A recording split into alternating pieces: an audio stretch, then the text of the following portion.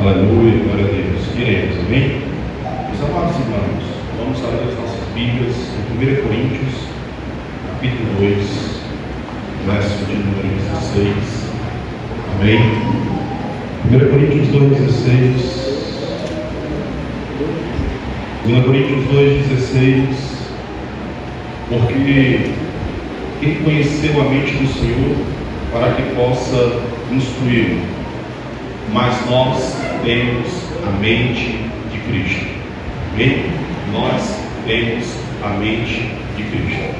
E nessa noite, irmãos, nós estamos iniciando uma série de mensagens que tem uma mensagem central, um título central: mentalidade real. E eu creio que vai ser uma mensagem que vai falar aos nossos corações. Vai ser um tempo de ministrações que o Senhor tem liberado sobre a minha vida, tem colocado no meu coração. E eu creio que se você estiver presente nesses cultos, acompanhando essas séries de mensagens, certamente a sua vida vai ser abençoada. Amém? Glória a Deus. A mentalidade real. Olhando para esse texto, nós podemos ver o caráter da pregação do apóstolo Paulo. E aí ele vem descrevendo aqui princípios valiosíssimos, mas naquilo que nós queremos nos propor nessa noite para falar acerca de uma mentalidade real, eu e você, olhando para Cristo, nós sabemos que Ele é o Rei dos Reis, Senhor dos Senhores. E nós fazemos parte de uma linhagem real, nós somos filhos de Deus. E olhando para esse texto, eu quero compartilhar com vocês algumas coisas. E a primeira pergunta que eu vos faço é: em qual atmosfera você está? Em qual atmosfera você vive, ou em qual atmosfera a sua vida é conduzida? É uma atmosfera real ou uma atmosfera plebeia? Você está inserido em um ambiente real, de realeza, ou você está inserido em um ambiente de plebeu? O reino de Deus, irmãos, é para os reis, para os filhos de Deus. Paulo, quando ele escreve lá em Romanos capítulo 5, verso 17, ele vai dizer assim: porque se pela ofensa de um só a morte reinou por esse, muito mais os que receberam a abundância da graça e o dom da justiça reinarão em vida por um só, Jesus Cristo. Eu e você reinaremos pelo acesso que foi liberado através do sacrifício de Cristo, para que eu e você pudéssemos reinar em vida. E para que isso aconteça, irmãos, é necessário que se cumpra Romanos capítulo 12 sobre as nossas vidas, onde diz que rogo-vos, pois, irmãos, pela compaixão de Deus, que eu e você devemos nos apresentar como sacrifício vivo, o nosso corpo, a nossa vida, e que haja uma mudança, que haja uma transformação, e que eu e você não devemos nos conformar com esse mundo, mas que haja uma transformação, uma renovação do nosso entendimento, para que eu e você possamos desfrutar da boa, agradável e perfeita vontade de Deus. Então existe uma vontade perfeita de Deus para que nós possamos vivenciar, irmãos. Então eu e você, nós não podemos viver uma mentalidade de escravidão, porque eu e você, nós somos livres do cativeiro do pecado. Amém? Eu posso ouvir um amém aí? Então eu e você, nós somos livres desse cativeiro. E nós precisamos, irmãos, entender: eu e você, nós somos reis e sacerdotes, assim João fala em Apocalipse capítulo 1, e nos fez reis e sacerdotes para Deus e seu Pai. Eu e você, irmãos, para Ele, para a glória dEle e para todo sempre. Então eu e você, nós fazemos parte de uma realeza real. Mas o que acontece é que o mundo, os envolvimentos que o mundo proporciona, muitas vezes ele tem um único propósito: anular a nossa identidade, a identidade de filho. Você é filho de Deus. A partir do momento que você entregou o seu coração, a partir do momento que você abriu o seu coração para o Senhor, você passou e tornou-se filho de Deus. Mas a escravidão escravidão, a mentalidade de escassez, essa mentalidade de prisão, ela quer gerar em cada um de nós um sentimento de orfandade, para que você não venha desfrutar da boa, agradável e perfeita vontade de Deus. E esse sentimento de orfandade, ele vai trazer limites, para que você não avance no propósito, vai limitar a sua caminhada, vai gerar um sentimento de incapacidade, vai gerar uma vida de escassez. Muitas vezes você vai se sentir indigno de estar aqui nesse ambiente de adoração.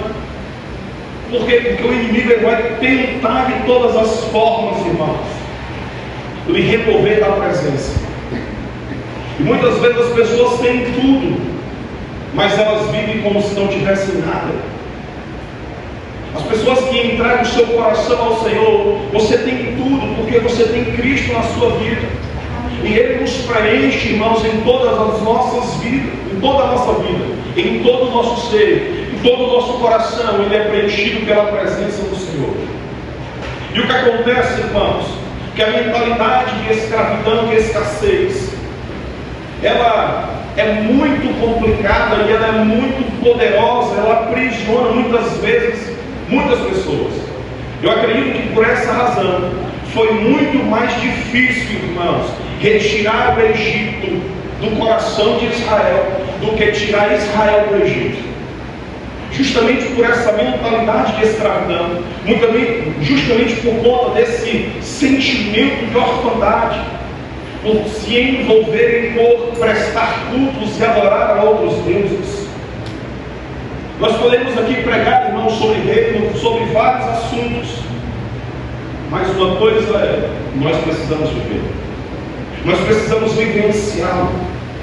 Agora, o que seria na prática reinar em vida? Reinar em vida, irmãos, é abandonar a mentalidade de escassez, é abandonar a mentalidade de orfandade, é abandonar a mentalidade de escravo e entender que nós somos filhos. Nós precisamos avançar em um nível de transformação. Esse nível de transformação ele acontece de dentro para fora. As mudanças, as transformações, elas irão acontecer de forma interna e haverá também soluções externas a partir do momento que você se rende e se entrega ao Senhor. Mas você não pode viver na síndrome do patinho feio ou na síndrome do cão vira-lata. Pastor, o que é essa síndrome do patinho feio? São aquelas pessoas que se acham feias, são aquelas pessoas que deformam a sua imagem, são aquelas pessoas que se sentem excluídas, são aquelas pessoas, irmãos, que não se sentem, que se sentem deslocadas e não se sentem fazendo parte de nenhum lugar. A síndrome do vira-lata são aquelas pessoas que depreciam e só enaltecem as outras pessoas. Então é preciso reconhecer e compreender o seu valor de filho, o seu valor de filha. Você é um filho amado do Senhor, você é uma filha amada do Senhor. Então é necessário que haja essa mentalidade. Então não se permita, querido, viver uma vida pequena, não se permita viver uma vida de escravidão, não se permita ser envolvido pelo passado, mas pelo contrário, lute, avance no propósito, abandone a mentalidade de escravo para que você possa alcançar os sonhos de Deus na sua vida. Porque quem tem um pai, irmãos, quem tem um filho tem um pai. Então se você tem um filho, você vai ter um pai. E quem tem um pai, o pai tem tudo. Olha só o que diz aqui em 1 João 2:23.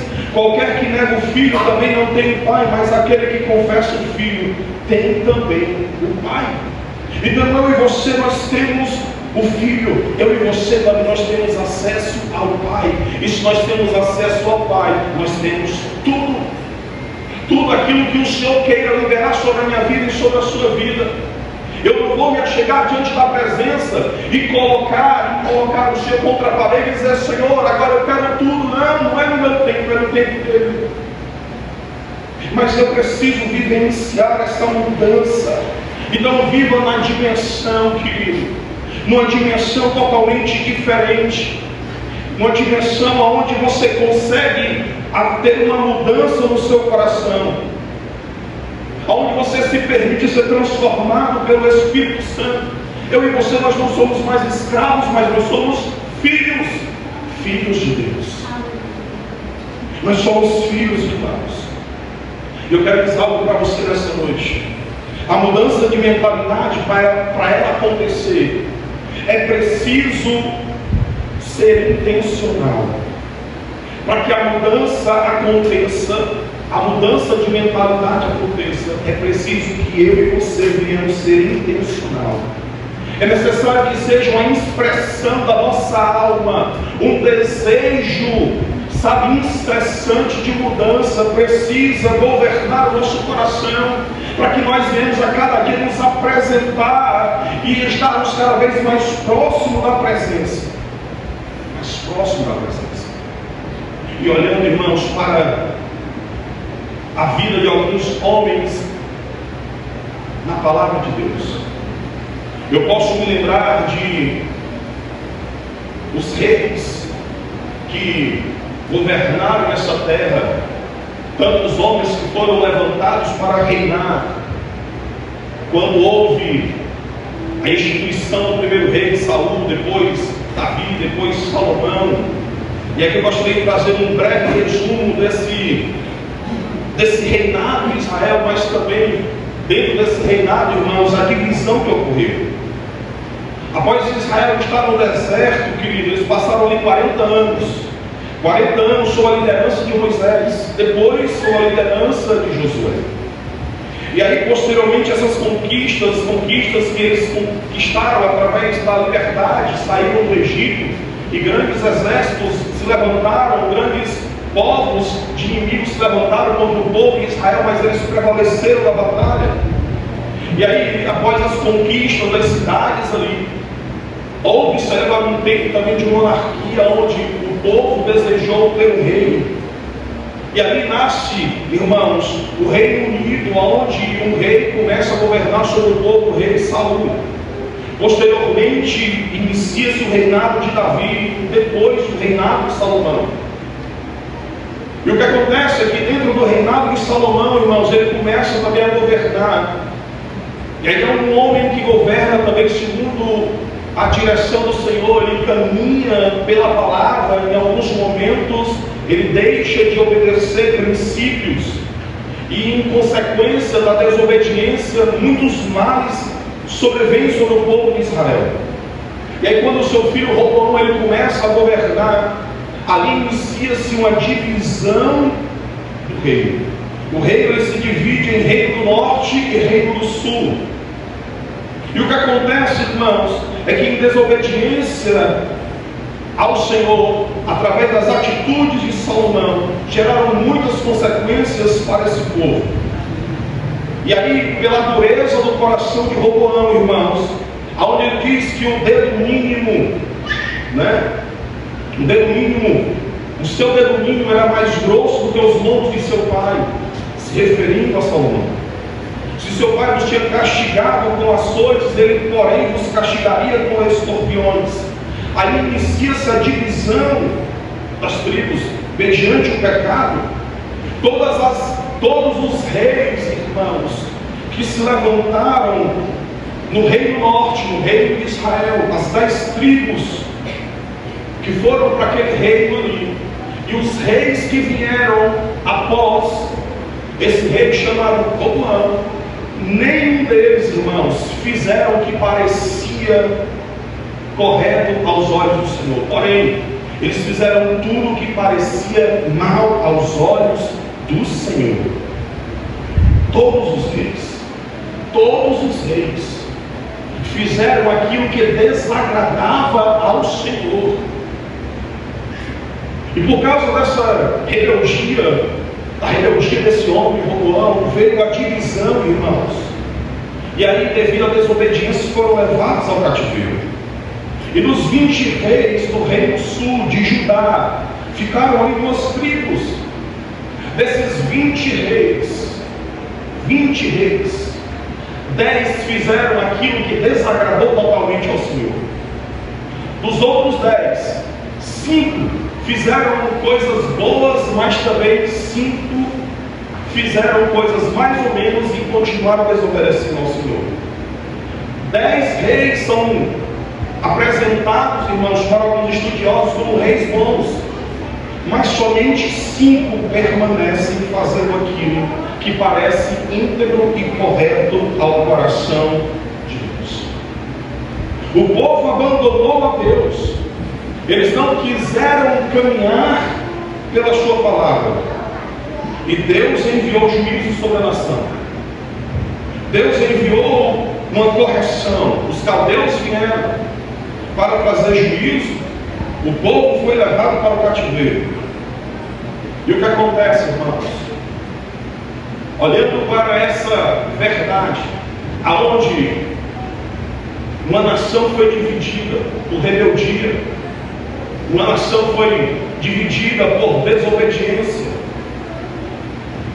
uma nação que foi gerada embaixo de desobediência, esses 20 reis, esses 20 homens que governaram Israel, nenhum agradou ao Senhor. E dos 20 que permaneceram em uma geração de reinado em Judá, desses 20, 10 foram reis bons, mas somente desses 10, 5 fizeram aquilo que agradavam ao coração de Deus. E o que acontece, irmãos, falar sobre mentalidade renovada, eu estava ouvindo uma mensagem esses dias com a pastora, um profeta chamado Judá Berter, ele liberou a seguinte frase, dizendo assim: só estará preparado para reinar quem estiver preparado para perdoar. Olhando para a vida de José, um homem que estava no cárcere preso de forma injusta, ele vivenciou momentos de desprezo, abandono, de perseguição, de calúnias, mas foi naquele ambiente ali onde a sua mente ela foi renovada e transformada para que o propósito de Deus viesse a se cumprir na vida dele. Sabe o que é isso, irmãos? É mudança de pensamento, é uma mentalidade renovada para o cumprimento de um propósito. Então alguns reis de Judá, irmãos, eles iniciaram o seu governo com uma mentalidade real. Alguns reis de Judá iniciaram o seu governo com uma mentalidade real, porém eles permitiram que essa mentalidade, escute, eles permitiram que essa mentalidade fosse corrompida por culturas. E aqui eu gostaria de vos apresentar alguns reis, desses 10 reis bons, que alguns teólogos falam sobre eles. Mas o que acontece, irmãos, que um desses reis, que em algum momento da sua trajetória foi um rei bom, como o rei Salomão, ele reinou ainda no Reino Unido, antes da divisão do reino, e ele governou por 40 anos. Salomão ele foi escolhido para ser o sucessor de seu pai Davi. Ele não somente foi escolhido, mas o Senhor apareceu a Salomão em 1 Reis, capítulo 3, verso 5. O que acontece é que Salomão, ele pede em seu coração para servir ao povo com sabedoria. 1 Reis, capítulo 3, verso 9. Esse mesmo rei, irmãos, ele tornou-se o homem mais sábio que já houve. 1 Reis, capítulo 4, verso 31. Salomão, ele construiu um templo para o Senhor. Ou seja, esse homem, ele fez coisas boas para o Senhor. Mas houve um tempo da sua caminhada que a sua mentalidade ela foi corrompida. Corrompida por quê, pastor? Porque Salomão, ele se envolveu com outras culturas. Salomão se envolveu com outros povos. Salomão se casou com a filha de Faraó. 1 Reis, capítulo 3, verso 1. Salomão se envolve com outros povos. Salomão se apresentou com o Faraó, rei do Egito, e tomou a filha de Faraó e a trouxe à cidade de Davi. Salomão ele começou a se envolver com mulheres estrangeiras, ou seja, mulheres que não estavam debaixo da aliança. Salomão ele não guardou a aliança e o seu reino foi rasgado diante dele. 1 Reis, capítulo 11, verso 11. Assim disse o Senhor a Salomão: pois que houve isto em ti, que não guardastes a minha aliança e os meus estatutos que te mandei, certamente rasgarei de ti este reino e o darei ao teu servo. O que acontece, irmãos, é que homens governaram, mas em um determinado momento esses mesmos homens, eles tiveram uma mudança de direção e eles deixaram de adorar ao Senhor exclusivamente e passaram a se envolver em outros povos. Não somente Salomão, que foi um rei bom neste governo, teve outro rei bom mas também ele deixou de andar na vontade do Senhor e teve uma mentalidade corrompida. A Bíblia fala, irmão, do rei Joás, aonde ele iniciou seu reinado com 7 anos, 2 Crônicas 4:1. A Bíblia vai falar, irmãos, em 2 Crônicas 24:4, que Joás ele resolveu renovar a casa do Senhor, ou seja, reparar, restaurar, consertar a casa do Senhor.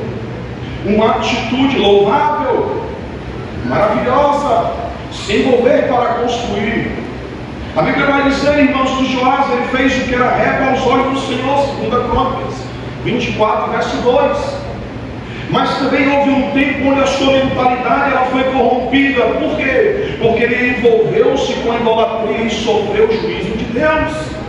2 Crônicas, capítulo 24, verso 17 ao 25, vai dizer: porém, depois da morte de Joiada, vieram os príncipes de Judá e prostraram-se perante o rei, e o rei os ouviu, e deixaram a casa do Senhor Deus de seus pais, e serviram as imagens dos bosques e aos ídolos. Então, por causa dessa sua culpa, veio grande ira sobre Judá e Jerusalém. Esses homens, reis bons, que estavam caminhando em obediência em um determinado momento, deixam de ter uma mentalidade real, onde o seu coração, a sua mente é governada somente pelos mandamentos, pelas direções, pelos estatutos e pelos princípios, e passam a se envolver com outros povos, e eles trazem a cultura para as suas vidas e deixam de honrar a Deus e passam a honrar a outros deuses.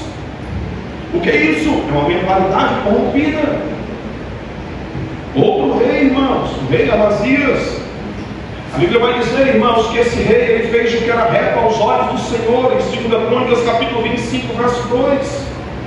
Ele fez o que era reto aos olhos do Senhor, porém não com interesse de coração, ou seja, o seu coração não estava totalmente voltado para os princípios, o seu coração não estava totalmente voltado para a verdade.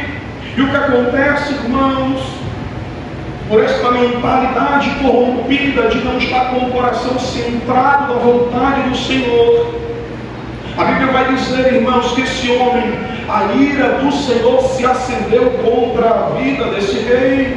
2 Reis, capítulo 25, verso 15. Então a ira do Senhor se acendeu contra Amazias, e mandou-lhe um profeta que lhe disse: porque buscaste deuses deste povo, os quais não livraram o seu próprio povo da tua mão. Ou seja, esse rei também estava com o seu coração voltado para outros deuses, deixou de adorar ao Senhor. Mas o rei, irmãos, o rei Uzias, ele reinou por 52 anos em Judá. Ele reinou jovem, e a Bíblia vai dizer que ele também fez aquilo que era reto aos olhos do Senhor. Mas em um determinado momento a sua mente ela também foi corrompida por relacionamento com outros deuses, com outros povos. 2 Reis capítulo 15, verso 3 vai dizer: e fez o que era reto aos olhos do Senhor, conforme tudo que fizeras Amazias seu pai. E o que acontece, irmãos? Olha só, no verso 4 ao verso 5 vai dizer Então somente os altos não foram tirados. Por quê? Porque o povo ainda sacrificava e queimava incenso nos altos, ou seja, estavam adorando a outros deuses. E o Senhor feriu o rei, e ele ficou o quê? Leproso até que dia? O dia da sua morte. Até o dia da sua morte. E o quinto rei, que é colocado como rei bom, mas que não honrou ao Senhor, o rei Jotão, reinou durante 16 anos. A Bíblia vai dizer que ele fez o que era reto aos olhos do Senhor. Segunda Crônicas, Segunda Reis, perdão, 15:34, e fez o que era reto aos olhos do Senhor. Mas o que acontece, queridos, é que também a Bíblia vai dizer que esse homem, porém, não tirou os altos, não tirou os altares. Segunda Reis, capítulo 15, verso 35. Então somente os altos não foram tirados. Por quê? Porque o povo ainda sacrificava e queimava incenso nos altos. Ou seja, irmãos, uma mentalidade que estava corrompida dentro da monarquia real de Judá. Alguns estudiosos aceitam esses reis como reis bons, mas na minha ótica, eu falando como pastor, eu entendo, irmãos, que não houve excelência ao servirem ao Senhor. Por isso que houve uma mudança de mentalidade. Corações não estavam totalmente entregues na presença, corações estavam se envolvendo com outros povos, começaram a atrair e constituir relacionamento, e através desse desviar de pensamento, através dessa mentalidade de escravo, eles foram se envolvendo para preencher algo que só pode ser preenchido pela presença do Senhor. Então a mentalidade corrompida, irmãos, a minha definição é que ela aceita. Uma mentalidade corrompida, ela permite, ela é conveniente, né? Ela flerta, ela deseja, ela tem prazer, ela tem alegria, ela adultera contra o Senhor. Uma mentalidade corrompida, ela faz todo tipo de desobediência e transgressão aos princípios, estatutos e mandamentos do Senhor. Eu vos apresentei aqui 5 reis que foram bons, mas tiveram uma mentalidade corrompida. Mas também eu gostaria de apresentar a você, no decorrer dessas 7 mensagens, reis que tiveram uma mentalidade real. Ter uma mentalidade real, amados irmãos, é caminhar na direção que a palavra de Deus nos governa. Eu e você, nós não governamos a palavra. A palavra, ela precisa governar as nossas vidas. Aonde as nossas vontades, elas são conduzidas e guiadas por princípios eternos. A minha vontade e a sua vontade, ela precisa ser governada por princípios eternos. Nós servimos ao Rei dos Reis e nós servimos ao Rei eterno. Ao Rei eterno, irmãos. Aleluia, irmãos. E nós bem sabemos que o primeiro rei que teve, que foi escolhido por homens, foi quem? O rei Saul. Mas houve um rei que foi escolhido por Deus. E esse rei é o rei... É o rei Davi. 1 Samuel capítulo 16, verso 12 a 13 vai dizer: então mandou chamá-lo e fê-lo entrar. E era um jovem ruivo e formoso e semblante de boa aparência. E disse o Senhor: levanta-te, unge-o, porque este mesmo. Então Samuel tomou o chifre do azeite e ungiu no meio dos seus irmãos. E desde aquele dia em diante o Espírito do Senhor se apoderou de Davi. Então Samuel se levantou e voltou para Ramá. É sobre rei Davi, irmãos, que eu gostaria de compartilhar com vocês esse início de série. Mas pastor, só falou tantas coisas, aí verdade falei. Mas era necessário que você e alguns irmãos aqui pudessem se localizar na história, para entender que houve uma divisão do reino, aonde o reino do norte foram governados por 20 reis, e esses 20 reis, nenhum deles serviram ao Senhor. Nenhum deles fez aquilo que agradou o coração do Senhor. Em outro lugar, onde ficou 2 tribos, no reino sul, lá ficou um povo, reis que obedeceram e foram direcionados, que foram fiéis ao Senhor. Embora alguns foram bons, mais ou menos, mas desobedeceram também. Mas houve 5 reis, que eles andaram no caminho do Senhor, sem se desviar nem para a direita e nem para a esquerda. E nessa noite, irmãos, nós falaremos um pouquinho sobre a vida de Davi. Entenda que Davi, ele era um homem chamado segundo o coração de Deus. Davi, ele não era um homem perfeito, irmãos, como não há homens e nem mulheres perfeitos aqui. Se você fosse perfeito, o Senhor já teria lhe tomado, você estaria no céu. Mas ele amava a Deus. Davi, ele fazia o seu melhor para obedecer ao Senhor de coração. E ele buscava realizar a sua vontade. Buscava realizar a sua vontade. Atos 3, 22 vai dizer: e quando este foi retirado, levantou-se como rei a Davi. Este retirado quem? Rei Saul, ao qual também deu testemunho e disse: achei a Davi, filho de Jessé, homem conforme o meu coração, que executara toda a minha vontade.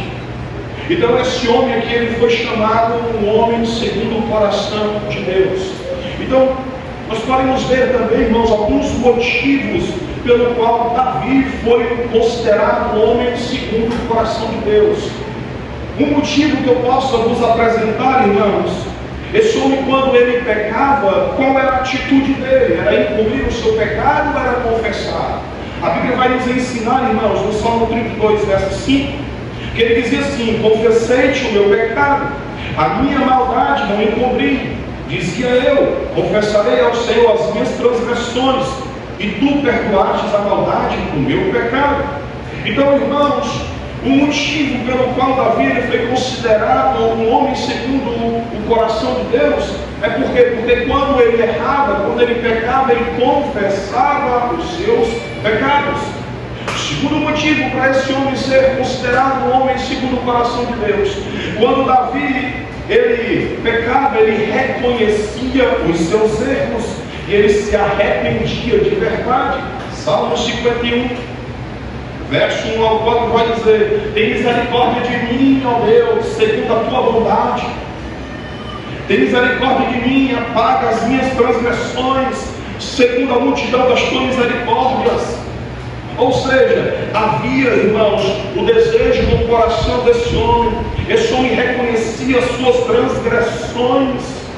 É por isso que esse homem era um homem conhecido como segundo o coração de Deus. É por isso que esse homem agradou o coração do Senhor. O terceiro motivo, sabe qual é? Ele não era arrogante, sabia que era pecador e que precisava de Deus. Salmo 51, verso 6 ao 7 vai dizer: eis que amas a verdade no íntimo, e no oculto me fazes conhecer a sabedoria. Purifica-me e ficarei puro, lava-me e ficarei mais branco do que a neve. Esse homem, ele agradava ao coração do Senhor, por quê? Porque ele sabia que ele era pecador e que ele precisava de Deus. Quarto motivo, irmãos: ele mantinha em consideração a palavra de Deus. Havia uma consideração no coração dele pela palavra para que ele pudesse obedecê-la. Salmo 56, verso 4 vai dizer: em Deus louvarei a sua palavra, em Deus eu pus a minha confiança, não temerei o que me possa fazer a carne. Ou seja, esse homem, ele tinha uma consideração e obediência pela palavra. Quinto motivo, irmãos: porque esse homem era um homem que agradava ao coração de Deus. Ele consultava ao Senhor antes de tomar decisões. E o que acontece é que muitas vezes nós tomamos decisões embalados pelo desejo do nosso coração, não pela palavra. Mas a Bíblia nos ensina, irmãos, que 1 Crônicas, capítulo 14, verso 10, então consultou Davi a Deus, dizendo: subirei contra os filisteus, e as minhas mãos os entregarás? E o Senhor disse: sobe, porque os entregarei nas tuas mãos. Ou seja, esse homem era um homem que agradava o coração de Deus, era um homem que buscava obedecer a sua verdade. Mas o motivo, irmãos, porque esse homem agradou a Deus, ele confiava em Deus de todo o seu coração. Salmo 31, verso 14 vai dizer: mas eu confiei em ti, Senhor, e disse: tu és o meu Deus. Ou seja, em tantas guerras que se levantavam contra este homem, em tantas lutas, até mesmo dentro de casa, a perseguição, o levantar de rebeldia e rebelião do seu próprio filho, assim mesmo esse homem confiava em Deus. Por quê? Porque é o sétimo motivo, irmãos, ele dependia totalmente do Senhor. Salmo 23 expressa muito claro isso. Ele diz: o Senhor é o meu pastor, o Senhor é o meu pastor, e de nada eu sinto falta. Deitar-me faz em pastos verdejantes, guia-me mansamente a águas tranquilas, refrigera minha alma e guia-me pelas veredas da tua justiça, por amor do seu nome. Esse homem, irmãos, é um homem que agradava o coração de Deus. Por quê? Porque ele desejava ter um coração puro e um espírito reto diante de Deus. E esse é mais um motivo, irmãos, mais um motivo, o oitavo motivo por esse homem ser conhecido como um homem que agradava o coração de Deus. Salmo 51, verso 10 diz: cria em mim, ó Deus, um coração puro e renova em mim um espírito reto. Esse homem desejava ter um coração direcionado, esse homem desejava ter um coração guiado pelo Espírito de Deus. O nono motivo, irmãos, para esse homem ser conhecido como um homem que agradava o coração de Deus, é que esse homem amava a Deus. Salmo 18, verso 1 vai dizer: eu te amarei, ó Senhor, fortaleza minha. Esse homem amava ao seu Deus acima de qualquer coisa. E eu e você precisamos ter esse mesmo sentimento, irmãos, para que nós possamos fazer a vontade do Senhor, para que nós possamos agradar o coração do Senhor. Nós precisamos olhar para o coração de Davi, para esta mentalidade real que ele buscava, anseiava, desejava fazer a vontade de Deus. E eu e você, nós precisamos deste tempo. Eu e você, nós somos filhos de Deus. Nós fazemos parte de uma aliança. Nós temos acesso a uma presença. Então eu e você, nós podemos também caminhar por essa verdade, caminhar por essa obediência. Basta eu e você amar a Deus. Precisamos amar a Deus. Precisamos dobrar os nossos joelhos, irmãos. Mais um motivo. Porque esse homem agradava a Deus. Ele tinha Deus como a sua esperança. Salmo 39, verso 7 vai dizer: agora pois, Senhor, que eu espero, a minha esperança está em ti. E muitas vezes a esperança de muitas pessoas não está naquilo que o Senhor pode fazer ou realizar, mas a esperança está naquilo que A, B, C ou D pode realizar em seu favor. Mas entenda a coisa: a sua esperança precisa estar no Senhor. Passe a buscar agradar ao coração de Deus, e certamente você vai desfrutar de coisas sobrenaturais na sua vida. Mas o motivo, irmãos, porque esse homem agradava o coração de Deus, esse rei, ele desejava a presença, esse homem, ele desejava estar na presença de Deus. Salmo 27, 4 vai dizer: uma coisa eu peço ao Senhor e a buscarei, que eu possa morar na casa do Senhor todos os dias da minha vida, para contemplar, para presenciar, contemplar a formosura do Senhor. Ou seja, ele desejava a contemplação da presença. Ele desejava estar na presença do Senhor. Era um anseio da sua alma, era um desejo que queimava no seu íntimo, estar na presença. Mas o motivo, irmãos, Porque esse homem é um homem conhecido como um homem segundo o coração de Deus. Ele não queria perder o Espírito de Deus. Salmo 51, verso 11 vai dizer: não me lances fora da tua presença, não me retires de mim o teu Espírito. Ele sabia da importância da presença na vida dele. Ele tinha a compreensão de quem o Senhor era para a vida dele.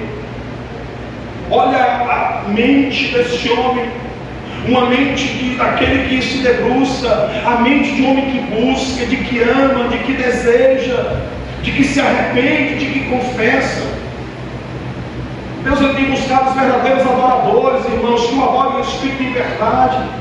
E adorar ao Senhor em espírito e em verdade é ter um coração aberto, um coração que confessa, um coração que reconhece, um coração que se arrepende, um coração que considera a palavra, um coração que busca a direção do Senhor, um coração que confia, um coração que deseja, um coração que ama e um coração que deseja aprender de Deus.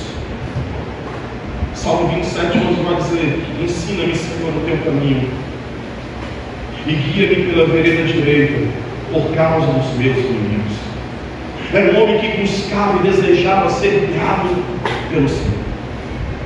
Era um homem que tinha um coração desejoso pela presença.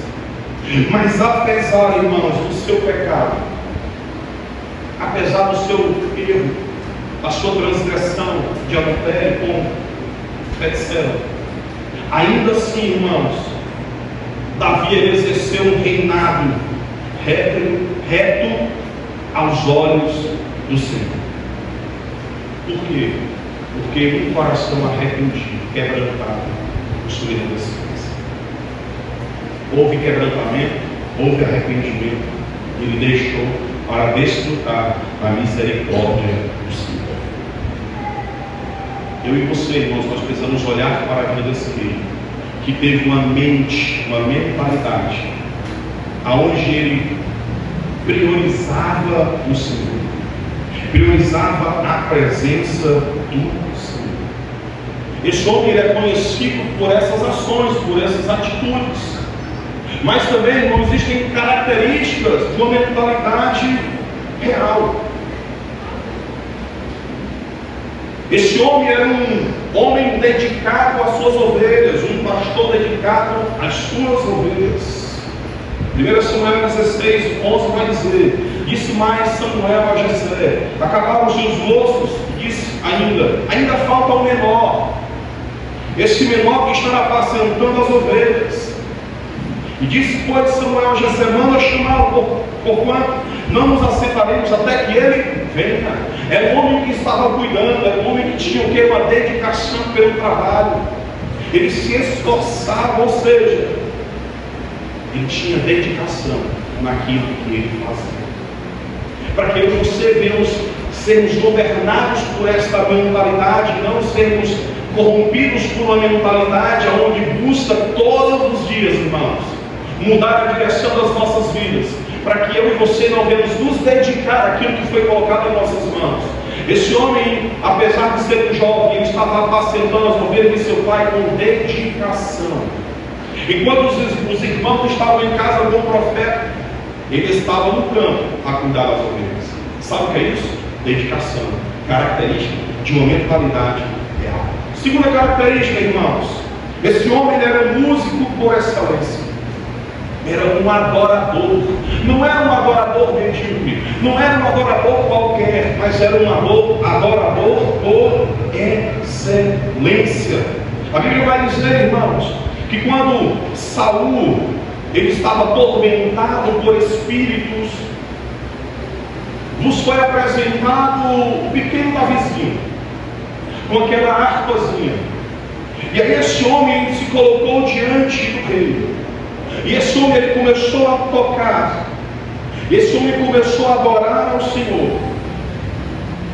A Bíblia vai dizer, irmãos, em 1 Samuel 16, 23, e sucedia que quando o espírito mal da parte de Deus vinha sobre Saul, Davi tomava a harpa e a tocava com a sua mão. Então Saul sentiu alívio e se achava melhor.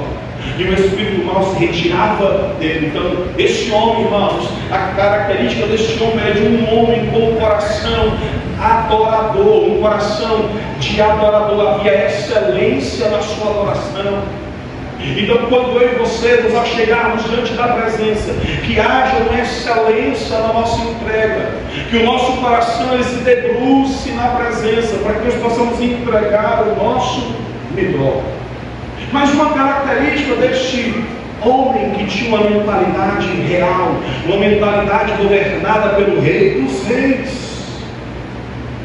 Esse homem era um guerreiro habilidoso. Não somente habilidoso, mas também corajoso.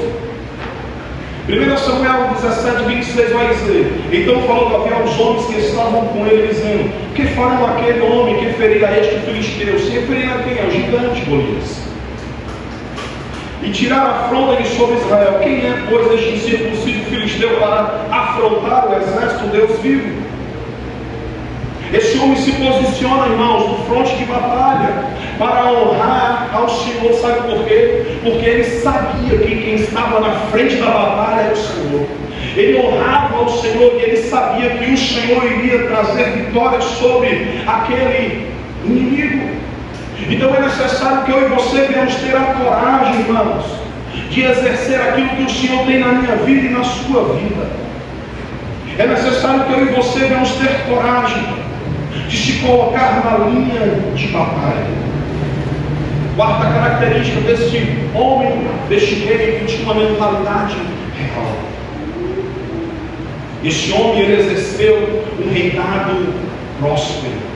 Este homem foi um rei que teve prosperidade, governou e a terra foi próspera. Não somente ele, mas todos aqueles que o serviram e passaram a servir a ele. Ali que se conheceu com ele em meio às perseguições.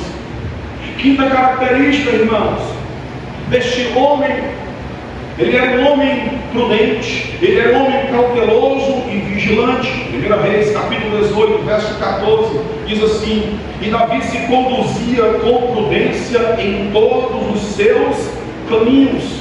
Em todos os seus caminhos, em todo o seu caminhar, seja no trabalho, seja no palácio, seja na guerra, seja no colégio, seja na faculdade, o seu caminhar, irmãos, tem que ser com prudência em todos os seus caminhos. Por quê? Porque da mesma forma que o Senhor era com ele, o Senhor será contigo.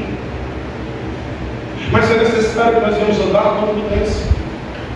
E o texto vai dizer: vendo então Saul que tão prudentemente se conduzia, tinha receio dele, porém todo Israel e Judá amava Davi, porque ele saía e entrava diante deles. Esse homem era um homem o quê?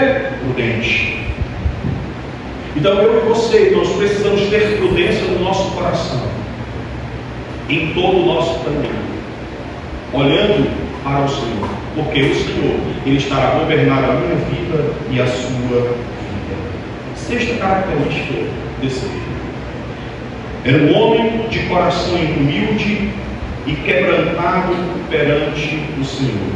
Salmo 51, verso 17 vai dizer: os sacrifícios para Deus são um espírito quebrantado, a um coração quebrantado e contrito o Senhor não desprezarás.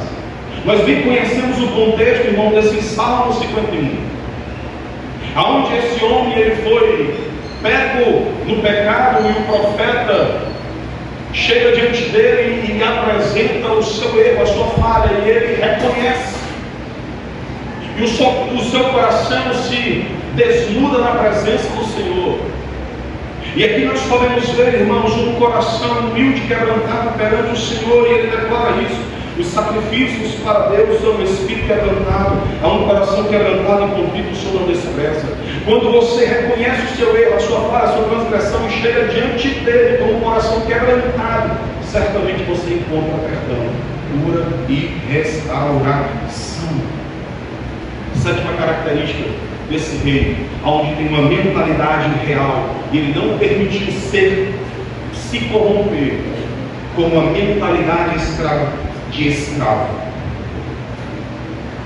Ele tinha capacidade, irmãos, para lidar com pessoas invejosas, pessoas que tinham ciúmes, e ciúmes até mesmo doentio. A Bíblia vai dizer, irmãos, que as mulheres, no capítulo 18 de 1 Samuel, verso 7, as mulheres estavam dançando e cantando, umas às outras, dizendo: Saul feriu milhares, porém Davi seus milhares de milhares. Saul fere milhares, Davi fere 10 milhares. Então a Bíblia vai dizer, irmãos, que Saul ele se indignou muito, e aquela palavra pareceu mal aos seus olhos, o seu coração ficou querendo ensinar. E a partir daí esse rei começou a perseguir a Saul. Esse rei começou a perseguir a Davi, perdão. E teve momentos que ele estava ali atormentado por espíritos maus. E Davi chega com uma arma, ele pega a lança e lança contra Davi para tentar matá-lo. Mas esse homem permanece na direção, esse homem permanece adorando. A Bíblia vai dizer, irmãos, em 1 Samuel 19, verso 1: Então falou Saul a Jonatas, seu filho, e a todos os seus servos, para que matassem a Davi. Ou seja, o rei Saul, enciumado por aquilo que Davi estava realizando em meio ao povo, as guerras, as conquistas, as batalhas. O povo estava agora, alegre, feliz, porque havia um soldado que estava trazendo conquistas e vitórias. E esse rei se sente o quê? Enciumado. E ele tenta o quê? Acabar com a vida de Davi. Mas o que acontece, irmãos, é que esse rei, governado por uma mentalidade não escrava, mas de uma mentalidade real, aonde ele buscava, almejava, desejava a presença, buscava ser direcionado pela presença. A oitava característica desse homem é um coração que honra. Ele não é governado pela vingança. Um coração que honra, ele não é governado pela vingança, mas ele espera na justiça de Deus. 1 Samuel capítulo 24, verso 1 ao 6 vai dizer: Sucedeu que, voltando Saul de perseguir os filisteus, anunciaram-lhe dizendo: Eis que Davi está no deserto. Então tomou Saul 3.000 homens, escolhidos entre todo Israel, e foi em busca de Davi. Olha só, agora ele vai em busca de perseguir a Davi e os seus homens. E aí o que acontece, irmãos? E chegou a uns currais de ovelhas no caminho onde estava uma caverna, e entrou nela Saul a cobrir os seus pés. E Davi, os seus homens, estavam no fundo da caverna. Então os homens de Davi lhe disseram: Eis aqui o dia do qual o Senhor te fez, eis que te dou o teu inimigo nas tuas mãos. O que acontece, irmãos, é que Davi, ele se aproxima do rei, e ele corta a orla, um pedaço do manto real daquele rei. Mas o que acontece é que o seu coração doeu por ter feito isso. E aí Davi ele diz aos seus homens, no verso 6: O Senhor me guarde de que eu faça tal mal ao meu Senhor, ao ungido do Senhor. Esse homem ele honrava autoridades. Ele sabia que esse homem era um homem ungido de Deus. Ele não se levantou porque ele honrava ao Senhor, mas também era um homem que buscava a justiça, que pedia a justiça. Salmo 35, verso 1 vai dizer: Peleja, Senhor, com aqueles que pelejam comigo, peleja contra os que pelejam contra mim. Pega o escudo e levanta-te em minha ajuda. Era um homem que buscava a presença e confiava, e sabia que o Senhor traria proteção sobre a sua vida. Esse homem também, irmãos, não somente um homem que honrava ao Senhor, mas também era um homem que foi ungido por uma orientação divina. 1 Reis capítulo 16, 1 Samuel 16, 12 ao 13 vai dizer: Então mandou chamá-lo, o profeta mandou chamar, e fez-o entrar, e disse o Senhor: levanta-te e unge.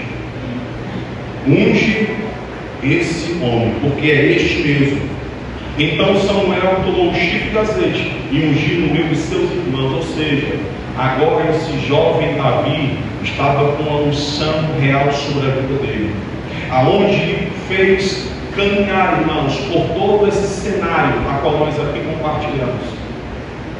E tudo isso que eu narrei para vocês, dessas características, este homem, ele estava em uma posição de soldado e servo, mas havia uma unção sobre a sua vida, uma unção real.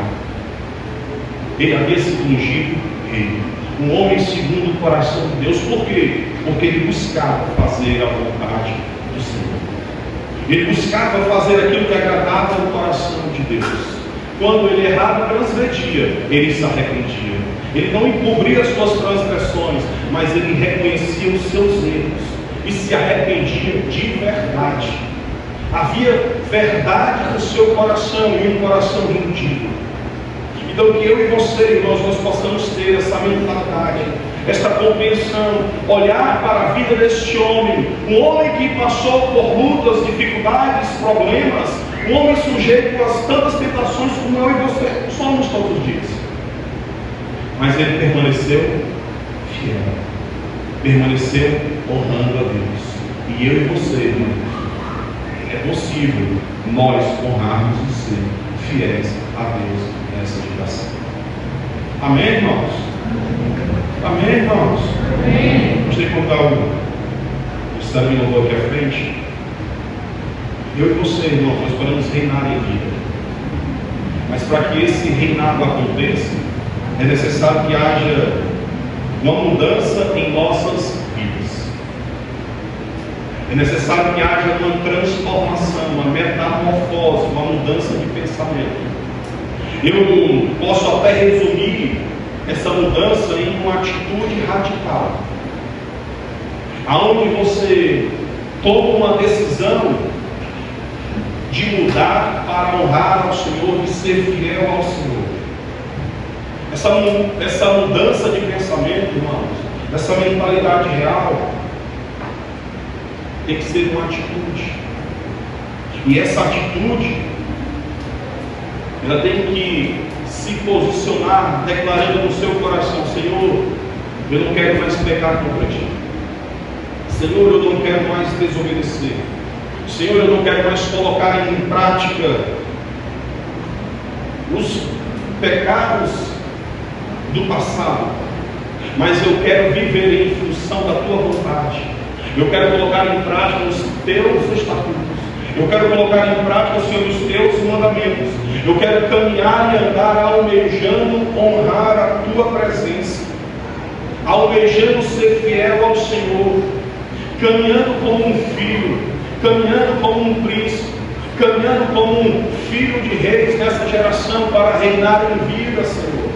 Porque quando eu e você, irmãos, passamos por essa compreensão e colocamos no nosso coração o desejo de ser fiel, de honrar, de caminhar com o coração íntegro, virá as lutas,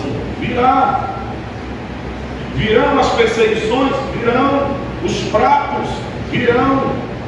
Mas quando eu e você permanecemos fiel, irmãos, você não negocia o seu amor, o amor ao seu Deus, por amores passageiros, por amores efêmeros, mas você permanece fiel na presença, porque o teu maior desejo não é simplesmente conquistar muitos amores, não, o teu maior desejo tem que ser conquistar o coração de Deus, conquistar e acessar a presença que já está tão liberada para que eu e você venhamos acessar.